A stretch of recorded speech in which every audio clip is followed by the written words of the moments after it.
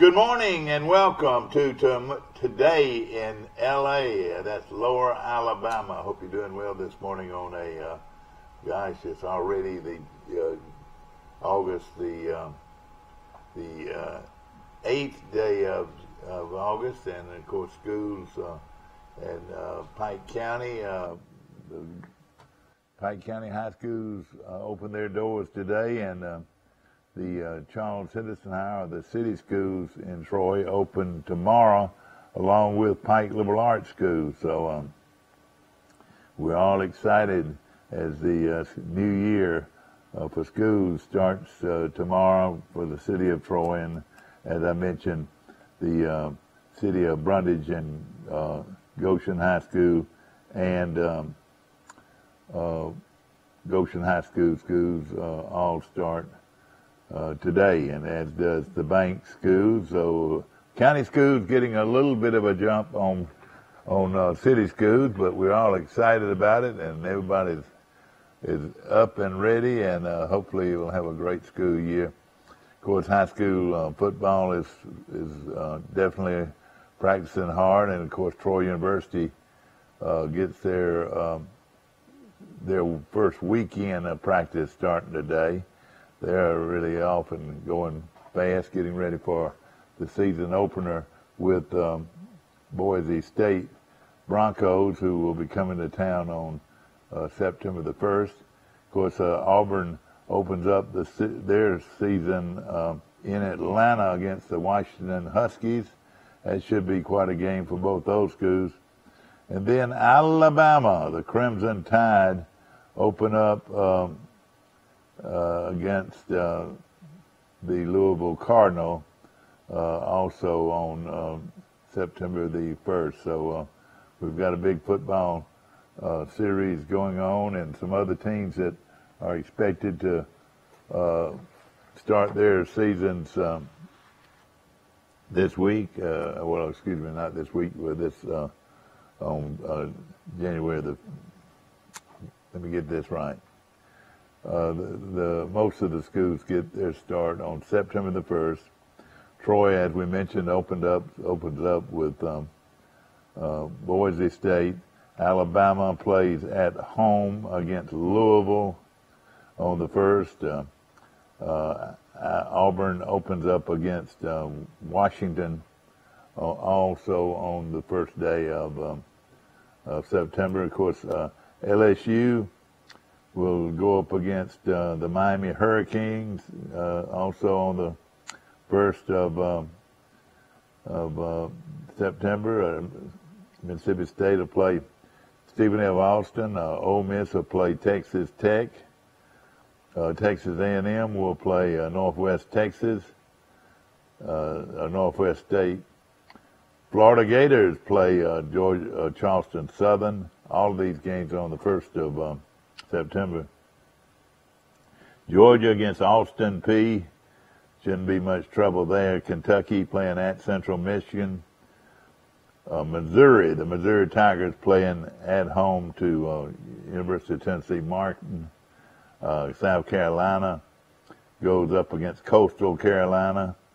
Tennessee against West Virginia. Vanderbilt against Middle Tennessee.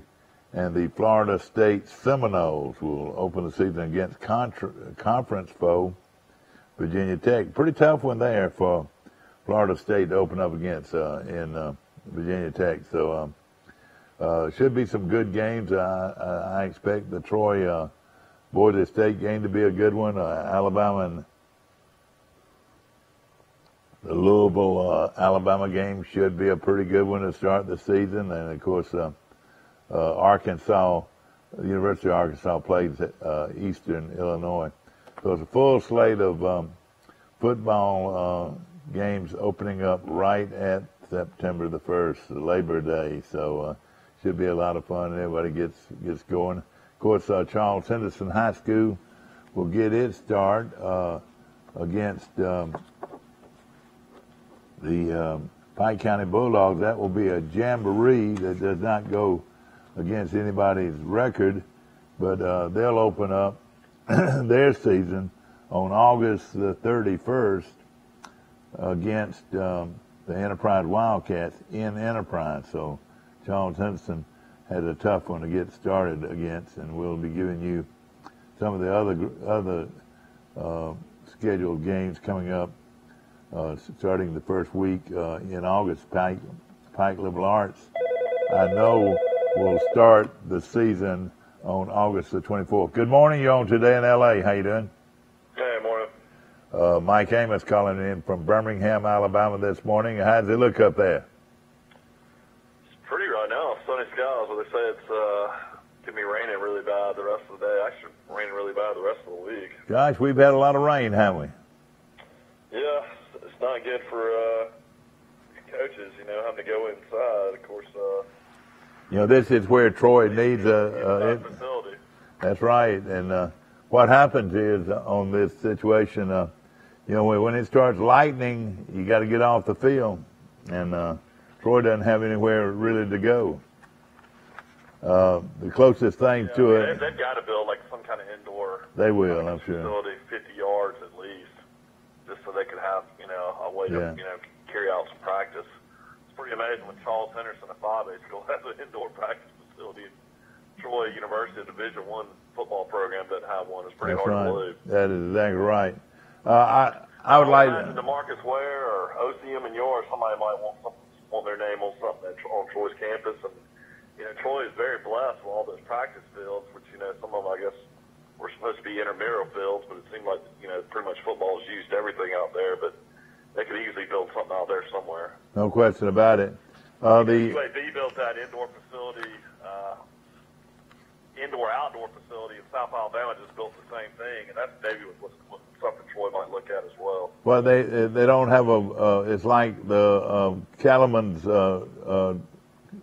arena. It doesn't go all the way to it has, a covered area, where you could practice during the rain and stuff, but it's one of those where, it definitely, you'll get some outside air coming in as well. So, well, what they ought to do, they ought to work like a pavilion kind of indoor facility.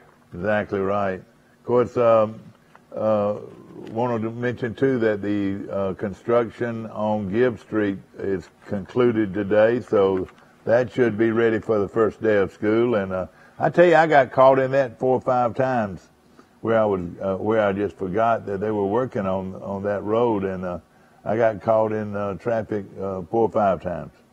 What were they doing on Gibb Street? Just repaving it? Yeah, it was some road work that had to be done. Oh, okay. Want to mention that that's right there in front of the junior high school, isn't it? Yeah, that's right. Want to mention that Post 70, the American Legion Post 70 from here in Troy, 19 under baseball team, has arrived in Asheboro, North Carolina, for the Southeastern Regional Tournament, Mike. And that's marks the 3rd straight year that manager Rush Hickson and Post 70 will represent the state of Alabama. That's saying a lot, isn't it? Boy, Rush Hickson's the coach? Yeah. Wow, that's impressive. And he has taken the team to the World Series this will be the 3rd year in a row. Wow, that's something else. So he has done very well. A lot of those players. Some coaching in his future. Yeah. A lot of those players are guys that represented, played at Pike Liberal, and some of them played at Goshen and Charles Henderson, and a good group of guys. Have you heard about this new, a lot of people, I was reading an article on AL.com about a proposed new interstate that would connect communities in 5 southern states. It would run from, the proposed Interstate 14 would run from West Texas across Louisiana, Mississippi, Alabama, and Georgia, and it would go through routes that include in Alabama would be Selma, Montgomery, and Phoenix City. Huh. That'd be crazy to have another interstate that would take you to Texas. Yeah, I know it. Right now they've got I-10. It must be really overcrowded, you reckon? I mean, I guess. I wonder how long that would take. It takes you all the way to Jacksonville, Florida. I-10 does, and it runs all the way to California, doesn't it? Well, I mean, when you go through to Texas, what do you get on? You get on 59? Where in Texas? I mean, well, like if you go through like Meridian, I mean, can't you go through? Yeah, I think that's 20 though, isn't it? That's 20. Is that 2059? Yeah, that's 20. And then lower than that would be I-10. And there's another highway 40. I don't know. I think it goes to Dallas, doesn't it?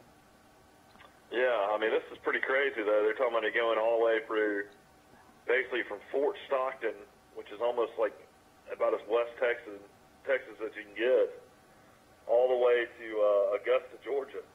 Yeah. That'd be something. No question We're about like it. a promotional video for it and everything. Exactly. Troy University put on the pads yesterday. I saw a little of that, and had a lot of intensity, and several Trojans will have new jerseys when the Trojans hit the field. Linebacker Tron Folsom moved from number 29 to number 2. and Darius Rucker, who is another great player, swapped his... 24, wasn't it? Yeah, 24 to number 5. And Orlando Lacey, you remember who that guy is, Mike? He was a quarterback at Auburn. Quarterback at Op, and they like him a lot. Continue transition from 37 to 29, so they all have new jerseys.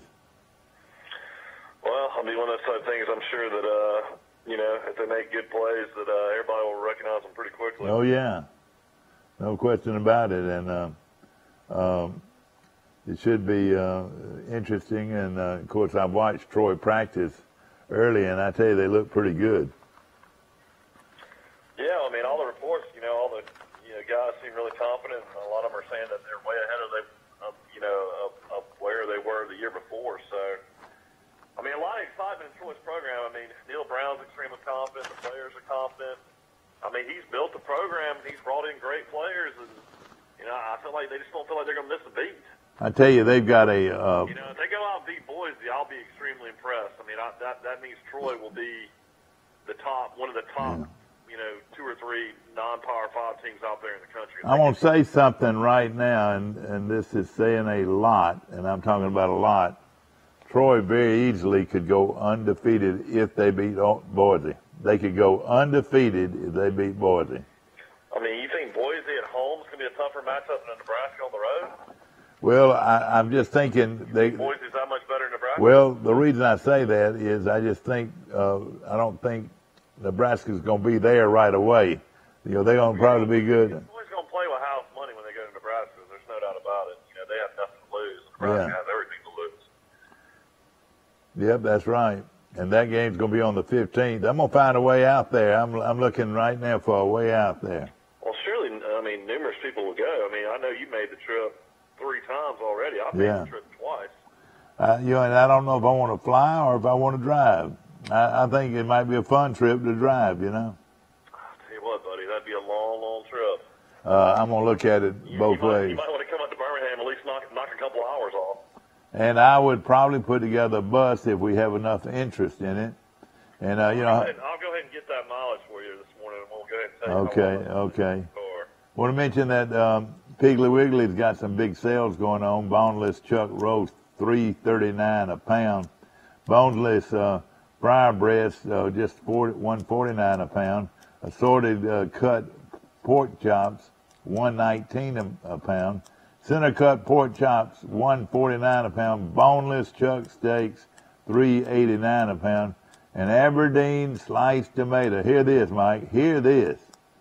Aberdeen sliced bacon, 3 for $5.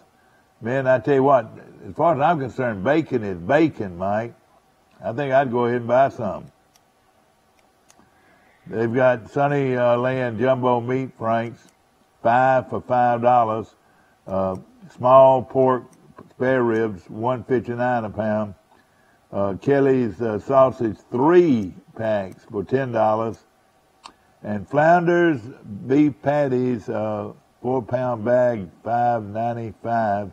And the savings goes on and on and on. Remember, cost plus 10% at Piggly Wiggly on the North 3-Night Street in Troy, Alabama.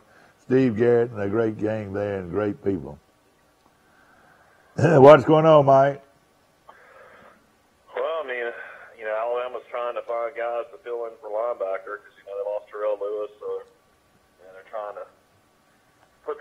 guys in, some of their outside linebackers, some of their defensive ends. They're trying to move maybe in the middle. You know, it's one of those situations where quarterback controversy is still going on. Everybody's talking about Tua. Everybody's talking about Jalen Hurts. You know, what's going to happen there? I mean, it's one of those things where I think Auburn, you know, they're in the situation. They're trying to find a running back, trying to find, you know, who the backup quarterback's going to be for Stidham. You know, either, you know, Gatewood or Malik. I can't think of Malik's last name, but they're the two pushing Stidham for, you know, backup duty. Yeah. So I don't know. It's going to be interesting to see. Auburn's got a real tough matchup to start the season. Chris Peterson is notoriously great in first games, you know, having time to prepare. So, Yeah. I mean, the biggest thing Auburn's got, though, is playing in Atlanta and, you know, basically be a glorified home game. Should be a huge Auburn crowd there, no question. In fact, if Boise brings 10,000, I'll be surprised.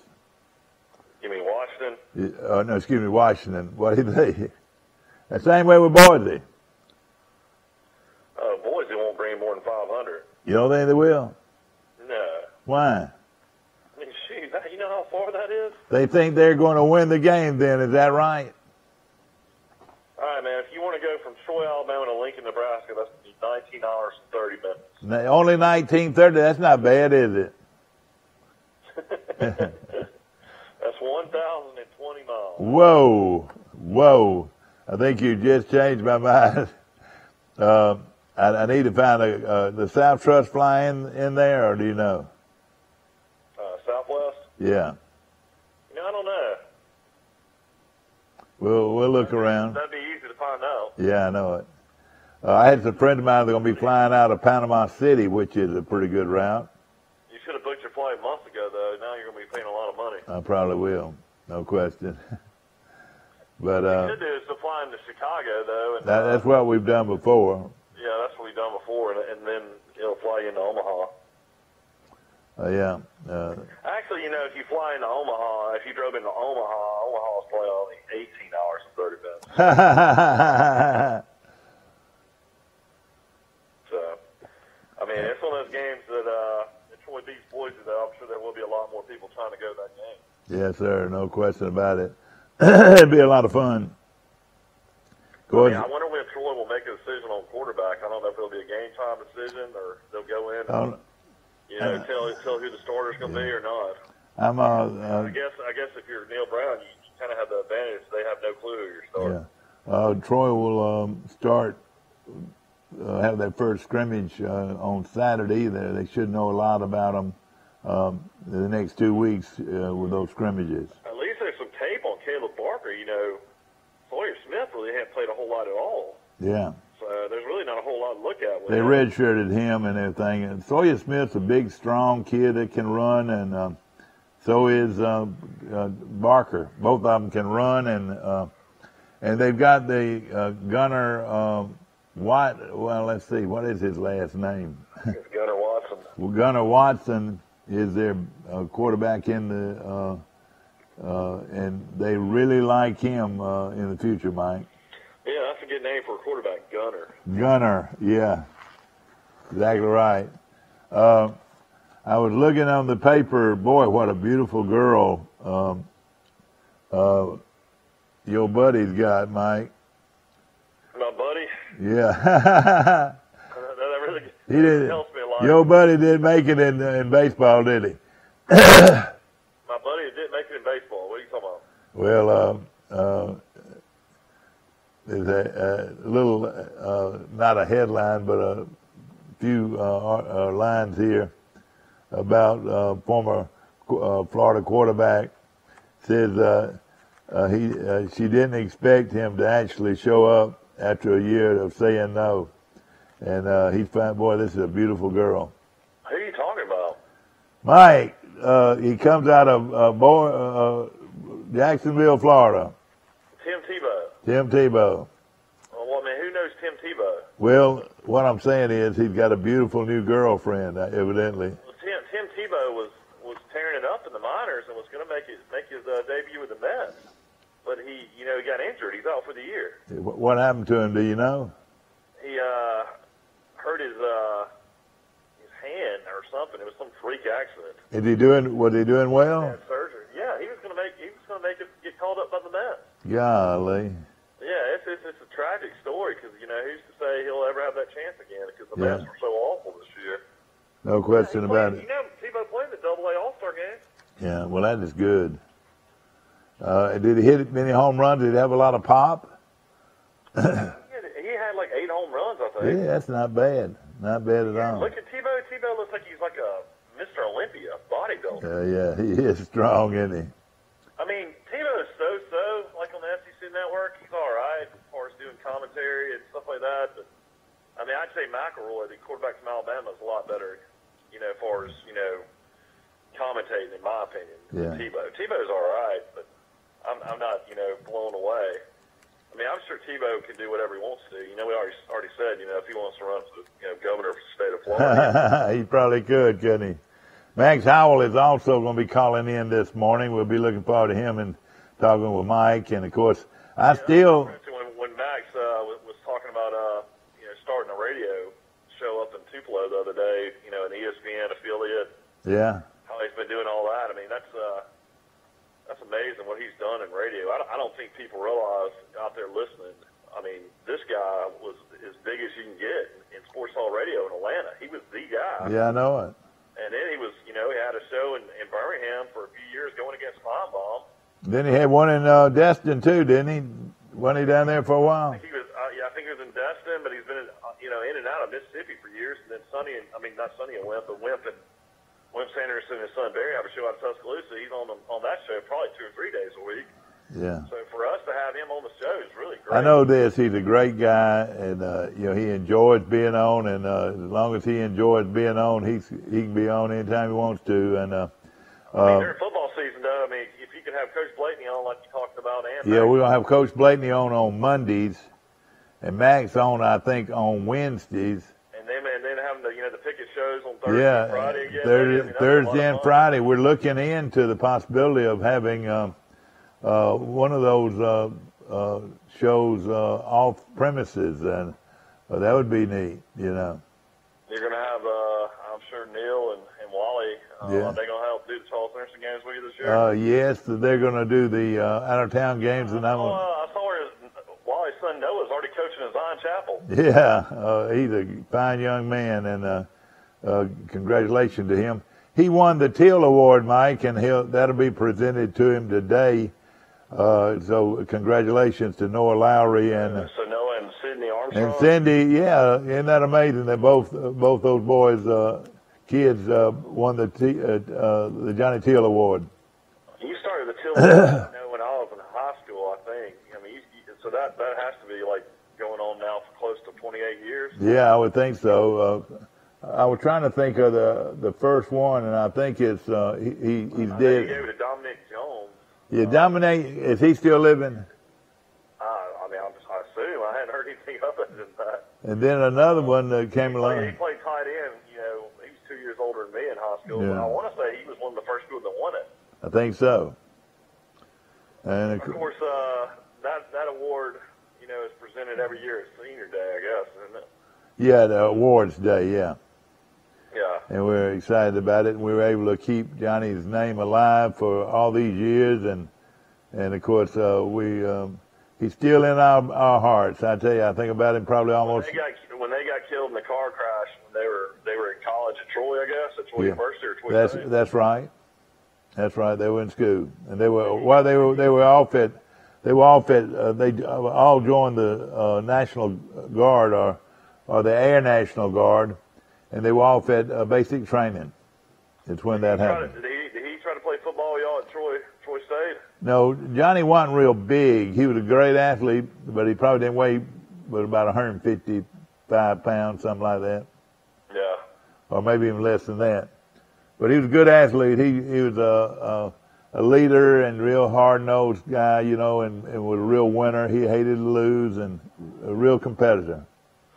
Yeah, Troy University's finished their trip to Costa Rica. Of course, they got 10 practices in, got to play in 3 games, and they'll be heading back to Troy, I think, today. So good for Coach Cunningham to get his players out there and, help them get some game experience and help them gel together. Of course, they're trying to replace, Wesley Person and all those points, and hopefully, Bernardo and Hicks and, some of these other guys coming back, that they can have a big season. Last year Bernardo got hurt. When he didn't play in those 7 or 8 games, they lost almost all of them. Oh yeah. That tells you what a factor he is. He's on a lot of lists, as far as one of the top players in the country, as far as non-Power 5 basketball.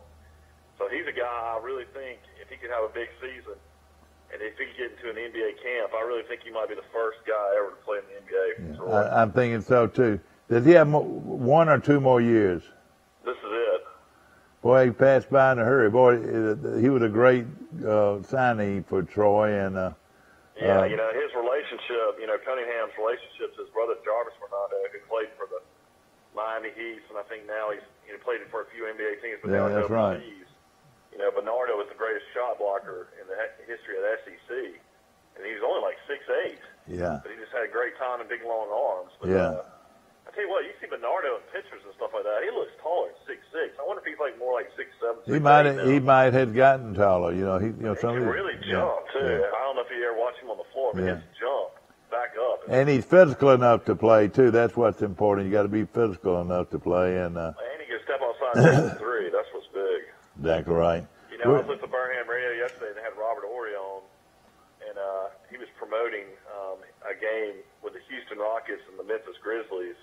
That's going to be played here in Birmingham. Old timers game or a regular game? No, a regular preseason NBA game. Yeah.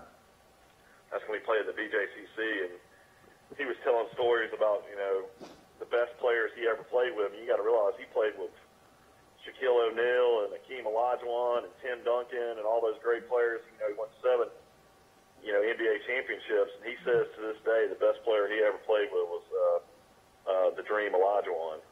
Really? Yeah, he said Hakeem Olajuwon is the best player he ever played with by far. Huh? Isn't that amazing? Out of all those people, he played with Kobe and Shaq and all those guys. Now, Hakeem played. Where did he play college ball, or he even played college ball? No, Hakeem played at Houston with Clyde. That's Drexler. right. Yeah. But he was that great a player. Yeah. But when they, he won 2 world championships with Houston. Yeah, that's right. And then he won 3 with the Lakers, and then he won 2 more with San Antonio. Well, wasn't that something? How many? How many? He mentioned his favorite coaches were ever growing up were Richard Robertson, his high school coach, said he was the biggest influence on him. Yeah. And then he said Wimp Sanderson was a huge influence, and that he loved Wimp, and that his favorite NBA coach, you got to remember, he got coached by Popovich and Jackson, was Rudy Tomjanovich. Did he really like Tomjanovich? And he said by far his favorite coach. He said he was a player's coach and played the game, and would always, ask for, the players would give him input throughout the game, and he was always his favorite by far. Sure, oh yeah. They called him Big Shot Bob from Andalusia, Alabama, and was not a great shooter in college. I never did see him shoot the long. What are you talking about? He made 8 threes in a game at Alabama. 8 threes in the game. Well, he didn't do that much. He wasn't a real great shooter. At least I didn't know. I didn't notice that. He was known for shooting threes, and that's all. At Alabama, he was known for shooting threes. Yeah, he also still leads the University of Alabama in block shots. Yeah, I knew he did all of that, but he didn't have a whole lot of touch. I wanted to play Charles Henderson. I had to be, I don't know, junior high school, I guess. And I saw him come in there and play Charles Henderson, and Charles Henderson beat him that night. It was packed gym. I wish I could remember who was on that Charles Henderson team, because somebody was able to guard him enough to win. Oh yeah. Of course, he was a great player. But I always noticed that he in college he slam dunked a bunch of them and hit a lot of 2 or 3 footers. But you back him up to 10, 12, 15 feet, he wasn't a very good shooter, I didn't think. Well, no, he was a good 3-point shooter. The guy back then that was a great step-out shooter was Melvin Cheatham. Yeah. They had Cheatham, and they had Ansley, and then they had Benoit. And see, I tell you what, I don't know how you can remember all that. After that, Latrell Sprewell came in and played with Warriors senior year, and Sprewell was a slasher, 3-point shooter. Now he was a great long distance 3-point shooter. And I think he won some 3-point shot contest, didn't he? Sprewell was like a Jordan. He was like a slasher dunker. He Latrell Sprewell. That's a great name, isn't it? But, Alabama had such great players by then. They had Terry Connor. They had Gary Wade. I mean, the list goes on and on. They had James Hollywood Robinson. Now, Connor came way before the rest of them, didn't he? He was a point guard, wasn't he? Who was? Terry Connor. Wasn't he a point guard? Yeah, Terry Connor. Yeah, Connor played with McKee, Guthrie, and Jim Farmer. Yeah. And see, Guthrie and Farmer both were good three-point shooters. Yeah, Guthrie came out of Mobile and Farmer came out of Dothan. Yeah. And then they had what's the other guy? I mean, McKee. Yeah, McKee was from. McKee was out of Mississippi. Yeah. If McKee would have played his senior year, they would have won the national championship. What do you think? Well, you always say that about McDyess. Oh, you mean? Oh, yeah. Okay. Yeah, I mean, Darren McKee played in the NBA for almost 17, 18 years. Yeah, McDyess, if he had played his senior year, no telling how good they would have been. Now, McDyess, was a top number 2 pick in the draft. But, McDyess had all these knee injuries, but he ended up playing 15, 16 years. Yeah. But if anybody is interested, Birmingham, Alabama, they'll have in October, they'll have an NBA preseason game between the Houston Rockets and the Memphis Grizzlies. My favorite player on ball was Mule, with the great Mule Johnson. Mule King. That's right, Mule King. Mule King, buddy, you give it to him low, he was going to score. Well, I mean, they had Leon Douglas. I mean, they had a great. I mean, a lot of people don't realize. Douglas and Mule, they didn't play together, did they? No, I'm just saying, just some of the great players. I'm just saying, a lot of people don't realize, Kentucky's the winningest basketball program in SEC history, but Alabama's second. Yeah, they had Kevin Gravy, and they had. I was trying to think of some of those great Kentucky players that were. You went to Rupp Arena last year. Was that a bucket list? Was that a trip? Oh yeah, I really enjoyed it. But I didn't realize the new. Well, it's not new, but it's owned by the city. I thought it was. It's right there on campus, but it's owned by the city. Like stores and restaurants and stuff. That's right. It is. It's a mall. It's in a mall. Oh yeah, that's what I heard. And of course they fill it up. It was 17,000, 18,000 people. Yeah, it was a great trip, and I'd do it again. It was a lot of fun. I remember I was out in Las Vegas when they played out there. And I tell you, the trip to Nebraska this year, if Troy gets off to a good start, would be a trip to remember. But now, one thing about that game, it starts at 11 o'clock. I don't know if that's their time or our time, but that gets going pretty early. Yeah, I mean, they would be on, they'd be on our time. They'd be Central Time, wouldn't they? Yeah. Are they our time?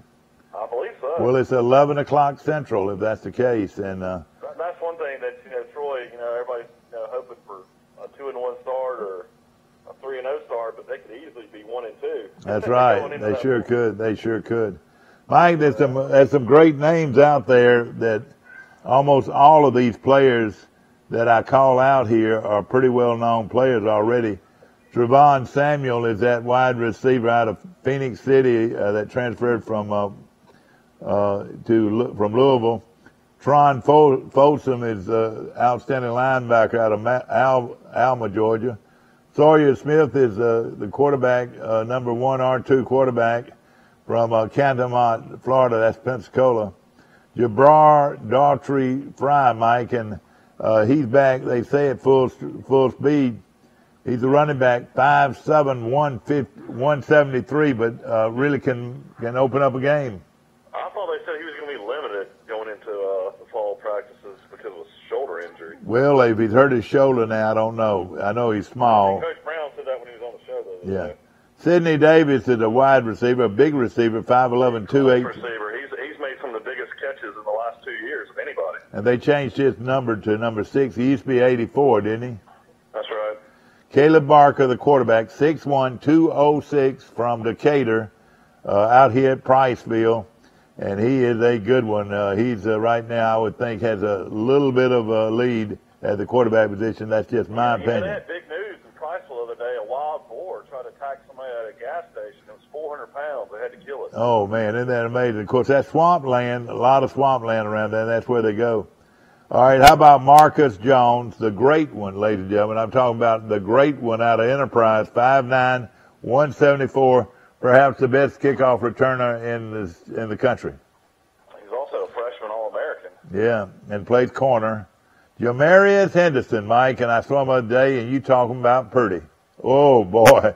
Jamarius Henderson's a great one, and I say this truthfully. He's the greatest running back in the history of the state of Alabama when you look at his stats. His senior year in high school, he rushed. But here it is, Mike. His senior year at Dale County High School of Midland City, he rushed for 3,600 yards. Oh, we were at the game when Matt Vaughn was in the end zone. Oh, yeah. Yeah. And, Charles Henderson had Austin Ingram at quarterback. And they beat us, too. Linebacker, and they just destroyed Charles Henderson. Sure did. There's Charles Henderson. Let's be honest. I mean, it was ugly. It was. Malzahn was there, and you thought for sure he was going to Auburn. Well, I tell you this, Malzahn, and this was impressive. And let me tell you what happened. Malzahn watched him through a rainstorm. They had a rainstorm. They stopped the game. Lightning delay, yeah. And Malzahn, when it was over, came right back out. I was impressed with that. And you know what? Hey, look. Surprised when he went to Memphis. Just think, Mike, if he'd gone to Auburn right now, he'd probably been the running back, don't you think? Yeah, he might have. I don't know if he'd been redshirted. Yeah. He had to sit out a year at Troy. Technically, this should be a senior. Well, if he has a great year, he's got 2 years of eligibility, and if he can have a real good year, it could really help Troy. Number 10 is Richard Hallman, is a wide receiver, 6'2", 205 out of Powder Springs. He's a junior. I don't know much about him. I think he's a junior college guy. Will Sunderland is a safety, 6'4", 196 out of Midwest City, Oklahoma. That's a transfer from Oklahoma. Is that right? Yeah, I believe so. Yeah. Levon Fletcher, cornerback out of Huntsville, a small line one. Joseph Barrow, a quarterback. He comes out of Fort Lauderdale. He's one of these backup guys. Melvin Tice, do you know who this kid is? He's a safety. Yeah, he's a kid out of Carver. Yeah, 6'1", 207, junior out of Montgomery. He's played pretty good bit. And this next name is one of the top skill players out there, Trey Eford, wide receiver, 6'1". Great freshman year. 6'1", 198 out of Leesburg, Georgia, which is a very good program. Boy, Troy really does a good job recruiting in Georgia. They do. Terrence Dunlap, cornerback, 5'11", 184, the sophomore out of Maplesville. And ladies and gentlemen, it was Titletown. They won about 5 state championships in the last 10 years. That's right. And this kid was one of the top players in the state as a running back and a defensive back. Troy has played him as a cornerback, but I could see them actually playing him or looking at him at a running back position. What do you think? Well, I guess it just depends, where the needs are. Yeah. But, Troy's got so much depth at wide receiver. I'll be interested to see if he plays maybe some special teams. I think last year it was him and Jones out there returning kickoff. Yeah. All right, let me put you on hold. I'll be right back.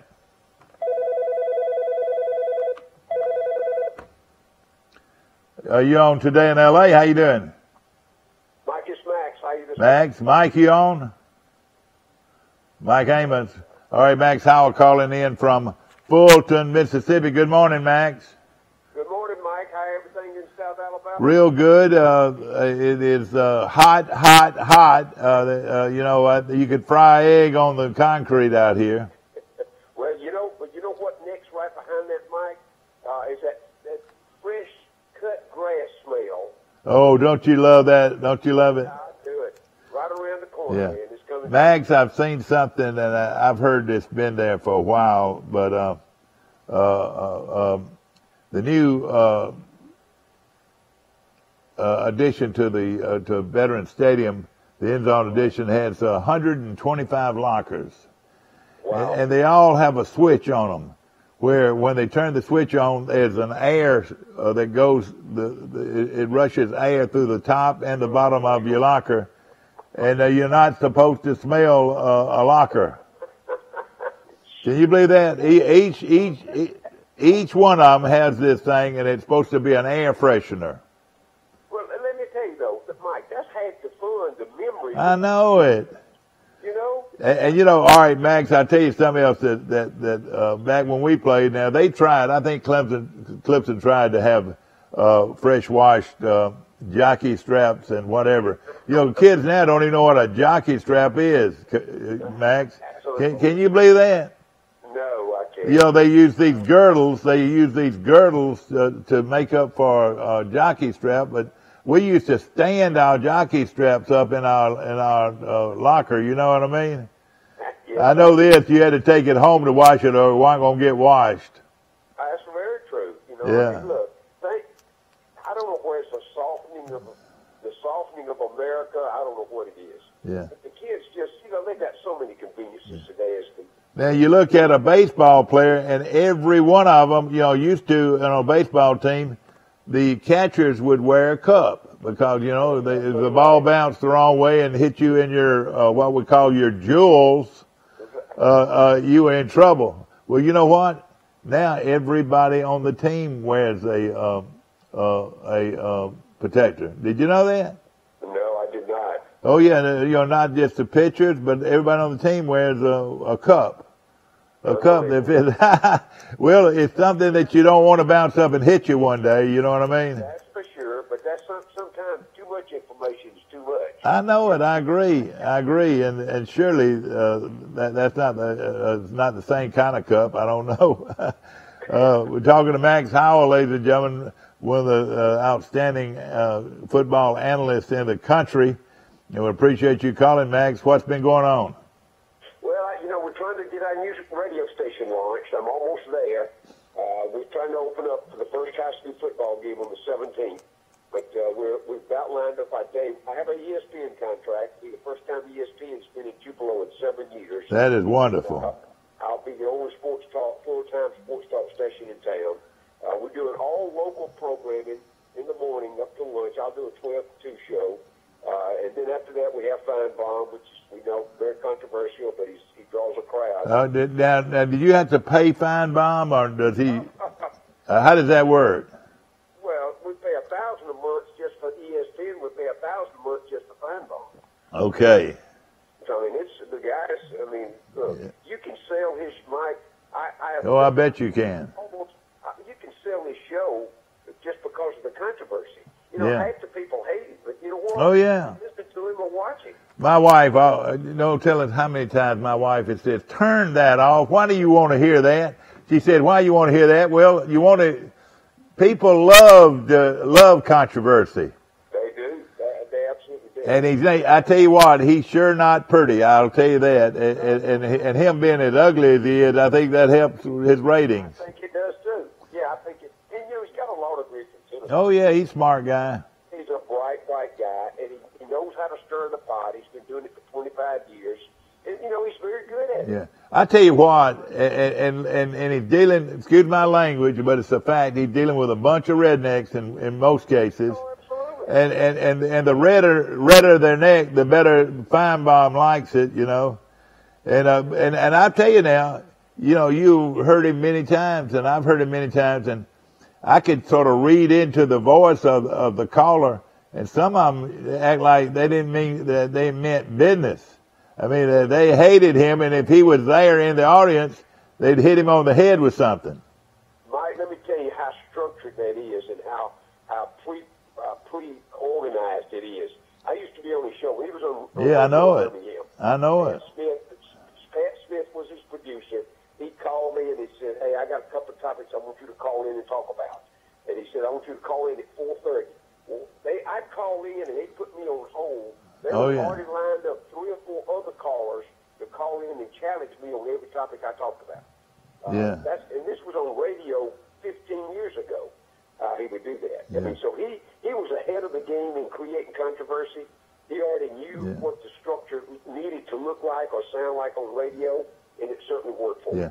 Well, you know, that I want to say Dalton, I don't know the guy's name. I probably won't use the names, but like the preacher out of Tuscaloosa, you know, he'd been on for years. And then that girl out of, I want to say out of the Auburn area or wherever, that big Auburn girl. You got Tammy, Tammy. Alabama fan.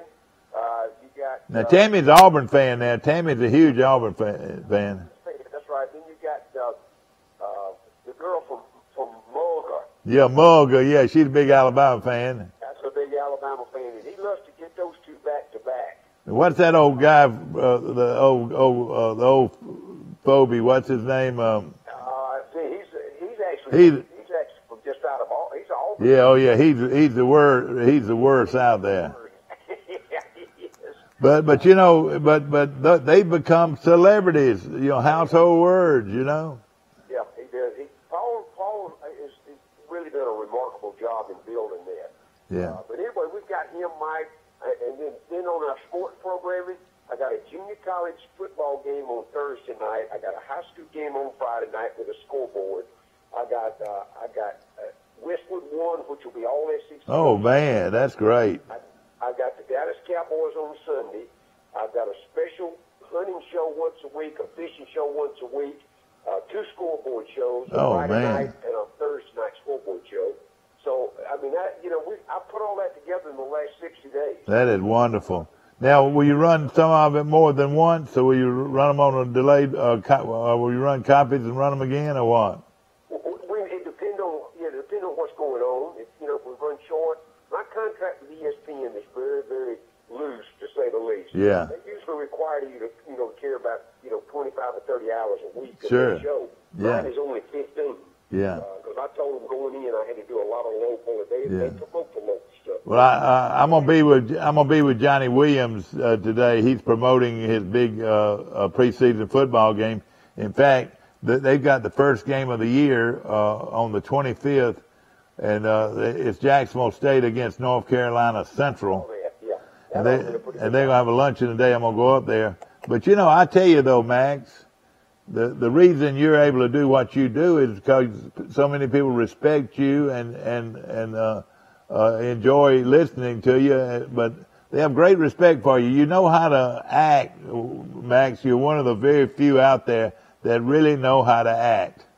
Well, thank you, Mike. Listen, all I've tried to do through the years, and but you basically know my background. Sure, know it well.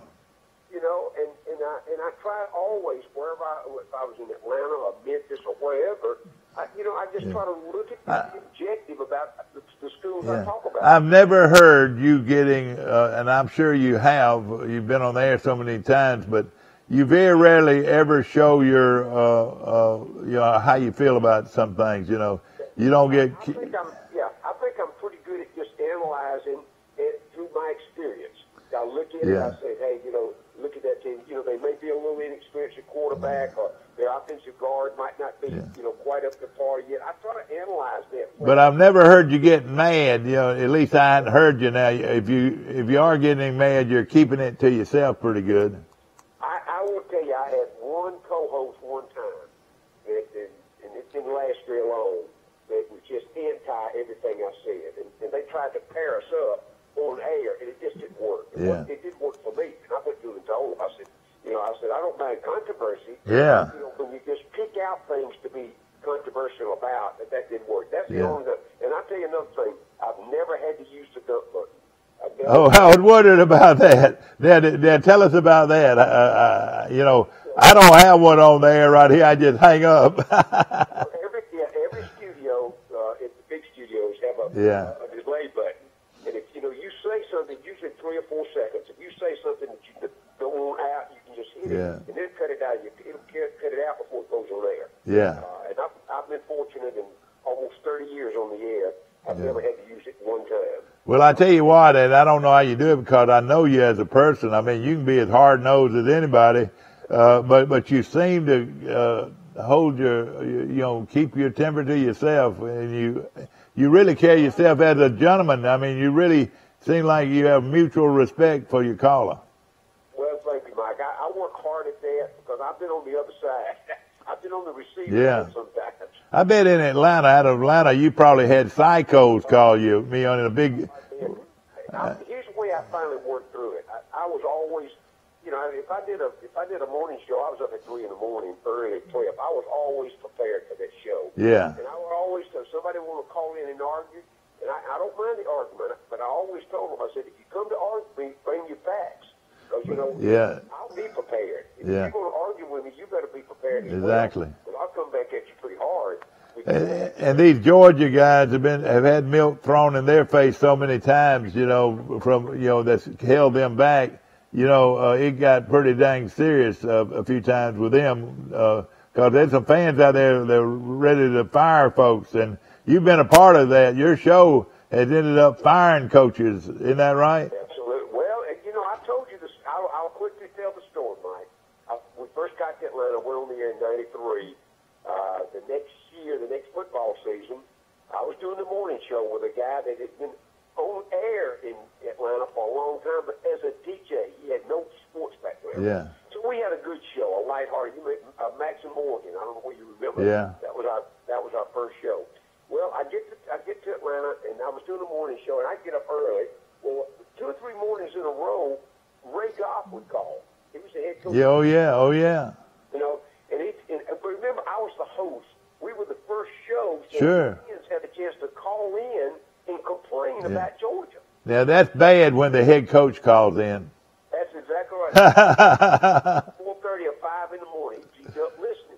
So he'd probably been up all night worrying. Don't you agree? That's right. So the first time he called Mike, I said, Coach, I'm just the moderator. All I do, I take the calls and I try to respond respectfully to your show. So he hung up. The next morning he called back. He said, I heard you trying to get me fired. I said, whoa, Coach, wait a minute. I said, all I'm trying to do, the third morning he called Mike, I said, Coach, let me explain something to you real carefully. Listen, I said, I've never been on your staff. I've never sit in a room with your coaching staff. I've never been on the sideline. I've never called a play. And I paused and I said, and I had never lost to Vanderbilt on homecoming.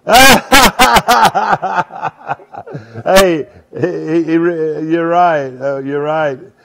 He had worried, and if he beats Vanderbilt, he don't have to worry. He got fired that year. Yeah, I remember that. And but see, some of them are so sensitive. Some of these coaches, and he was evidently one of them, that was so sensitive. You know who the worst in the whole league was then? Bill Fulmer. Oh yeah. Bill Fulmer would not let you do an interview unless you taped it and replayed it to him before you put it on the air. Isn't that amazing? Mike, I'm talking about if you were doing a live report from his office, he wouldn't let you go live. He'd make you record it, replay it, and let him hear it, and then put it on the air. We take for granted, Tennessee. At one time, Tennessee was one of the top programs in the country, year in and year out. And of course, their biggest rival was Alabama, and the third Saturday in the year, and all that. I mean, but think of and this is sad.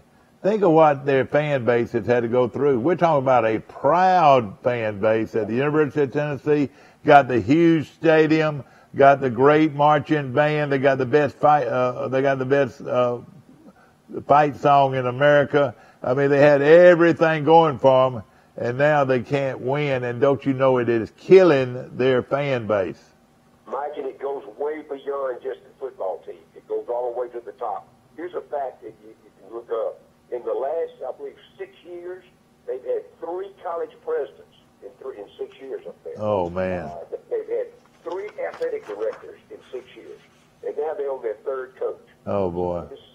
That's all of that has to do with the administration philosophy, because you can't get a good administrative staff if your leadership at the top. And I'm going to tell you where I think it goes further. I think it goes to the board of trustees.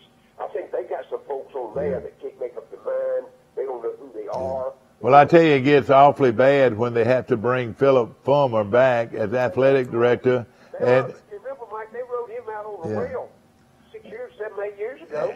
And as much as I hate to say this, and I really do, because I feel like we have a close niche with Pruitt, the new head football coach at Tennessee. We talk about him. His wife's from out here at Banks, born and raised out here at Banks, and I'm wanting him to do well. But there's no question in my mind that Philip Fulmer is going to try to run that football program. What do you think? Well, I've heard all of that. Here's the only hope we got about it. I think Jeremy Pruitt's can. He's got the ability to turn it around. He's never been a head football coach, though, and that hurts a little bit at Tennessee. Go back and look where he's been. He was at Hoover High School. That's right. He was at Alabama. That's right. He was at Georgia.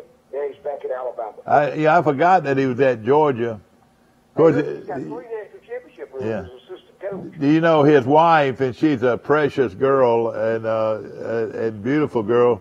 She worked for Troy, and of course she grew up in Banks and went to school at Charles Henderson. I believe that's where she went to school. And but she got a job at got a graduate assistant job at Florida State, and that's where they met. Is that no? I didn't know that. Yeah. The background, between them. I think, and I'll say all that to you to say that maybe, just maybe, the fan base has put enough pressure on that administration to allow him to coach the football team. But let me tell you, I'm going to say it once again, Mike. It's got to come. You got to have support from the president and also the board of trustees. Steve, you know Philip East, don't you? Did you ever know Philip? Philip East is her dad, and I keep throwing this back up, but that's how close we are to the Tennessee program. I'm going to be a big Tennessee fan because my good buddy Philip East, his daughter is married to the head coach, and he played right here at Charles Henderson High School. Yeah. So you go back and look. The only hope we got is a fan, Mike. Yeah. The administration gives us support, but let Jeremy Pruitt coach the football team. No question about it. And if Fulmer can give him some suggestions along the way, not on how to coach, but on what the history of the program has been, where your support people are, where your critics are, and a head football coach needs to know all that. And that's the support that Fulmer needs to give him right now. Yeah. Oh, yeah, exactly. I wanted to mention a few other things before going to break. I want to mention Country Financial. My good friend Melissa Parrish runs Country Financial on the square in downtown Troy and has all kinds of insurance products to choose from. And, of course, call her and get a quote today, and I promise you she can save you money from Country Financial right here in Troy. Max, we're going to take a short break. We'll be right back. All right. Of course, we're also brought to you by Southeast Alabama Gas District, and we'll be right back.